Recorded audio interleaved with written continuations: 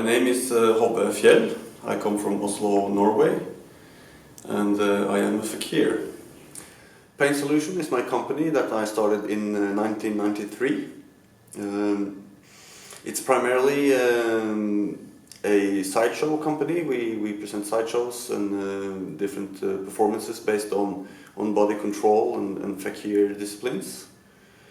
We also run a suspension team called Wings of Desire, and we have a publishing, our own publishing house where we publish the books that we put out to document the work that we've done over the years. And also within Pain Solution, I have run a project called the Fakir Academy, where I educate young talent in the fakir disciplines and showmanship. What I do in Pain Solution is primarily being a performance artist, so I am on stage and performing worldwide. But I also direct my fellow performers and administrate the company.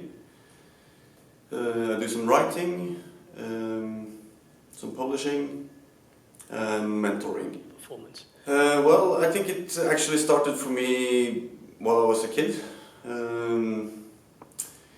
Discovering early on that I had a high threshold for pain and a particular interest in exploring the sensation of pain. And in my teenager I was kind of interpreted as a self-harm case. But I didn't self-harm with the mentally disturbed background or troubled background. It was more like a curiosity to see how much pain I can inflict upon myself, tolerate and handle and cope with. And also very interested in see how the body heals and how far I could push myself.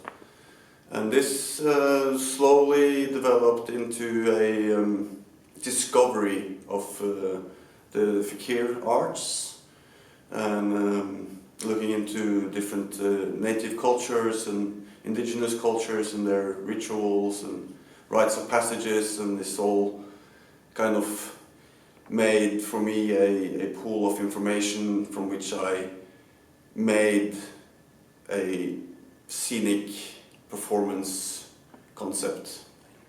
My relation to pain is very intimate. I do feel pain, but as long as it's not connected to any danger, it's just pain, and it's a totally fine sensation to feel, I think.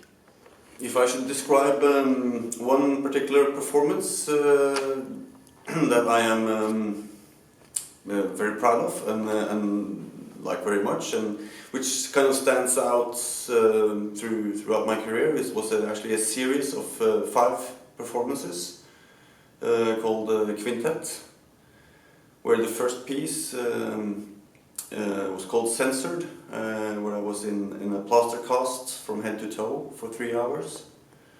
The second piece was Sting, where I had one hand stitched to my face and the other to my crotch, and the arms to my body and my body to the chair that I was sitting on, also for 3 hours. The third piece was called Sleeping Beauty, and where I had myself buried in broken glass. The fourth was Drip, based on Chinese water torture. So I was restricted in a cage with a constant drop of water dripping on the top of my head, facing a wall of bright lights.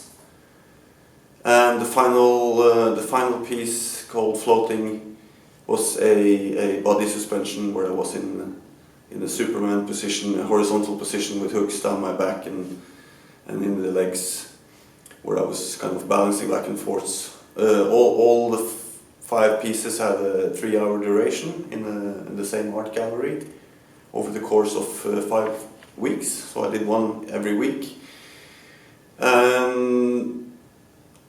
These pieces were discussing the restrictions, the censorship, the limitations in society, the punishments that you face if you don't comply with the rules, and ultimately the liberation and the celebration of the only thing that I can fully control myself is my own body and what I choose to do to my body.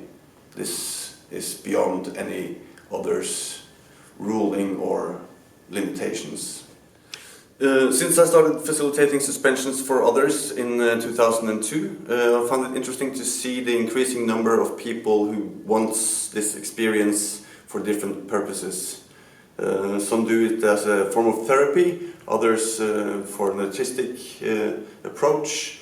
Some wish to challenge themselves, and others just do it for fun. In terms of body modification, I have a lot of tattoos, obviously, and I do have some scarifications, both cuttings and brandings, done with different techniques. I have had multiple piercings nowadays. Most of them are retired, but I still have this labret piercing. I have a split tongue, which by some will be considered an upgrade of the body. Yeah, I think that's pretty much it. Don't have any implants, but quite fascinated by them. They're just very impractical in my particular line of work. My most extreme acts, from an audience perspective, I would say would be my broken glass number that I used to do in some of my more hardcore sideshows, where I'd prove the authenticity of the glass by picking up a shard from the pile of freshly broken bottles and cut my torso so it would bleed, and then proceed to jump in the broken glass and do somersaults and headstands in the broken glass. With chains attached to my torso with small fish hooks and fresh cuts in my arms, and yeah, it would quite graphic and violent, like in your face for the audience. So I'm here in Perth for the Fringe World Festival and have done 4 performances here. Cool. In my performance for the Fringe Festival, I present a sideshow comedy where I do fire eating, I do the human pincushion where I stick needles through myself, I do a bed of nails with only 4 nails, and other sideshow classics, all mixed in with the comedy and slapstick humor, and trying to mix the comedy with the hardcore sideshow material to make it more accessible to an audience. Body modification has come very natural to me. It's the fascination from different cultures where different alterations of the body has been part of the culture. Has led me to also adopt that in modern society, and of course I do like the visuals of the tattoos and the scars, and I think it makes me look better than if I just had a plain skin.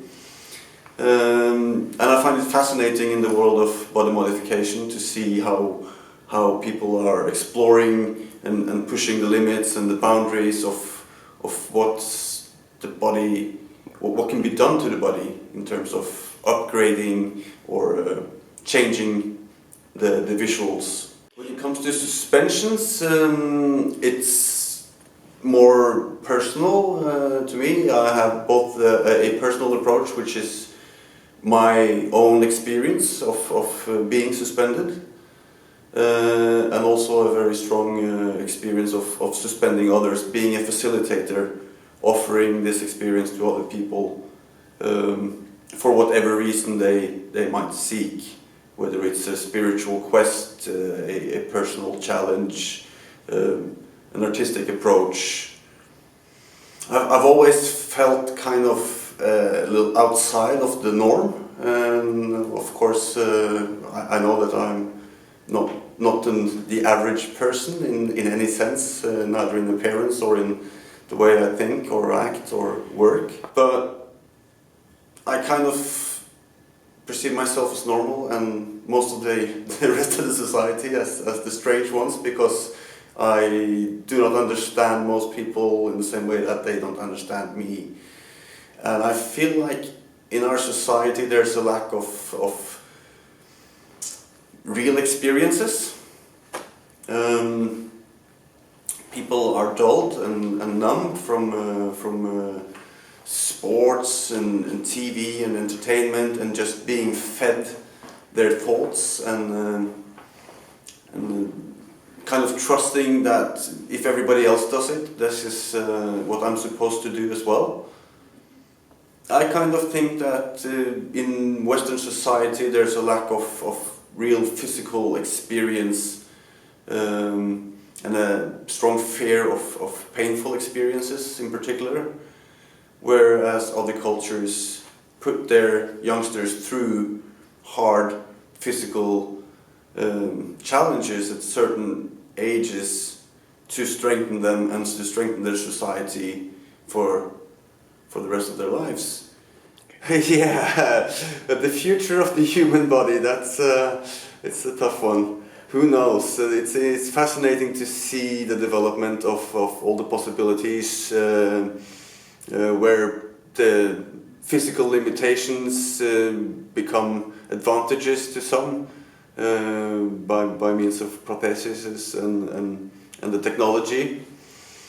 I'm not a scientist, so I wouldn't know, but I find it quite fascinating to see the endless possibilities of the human body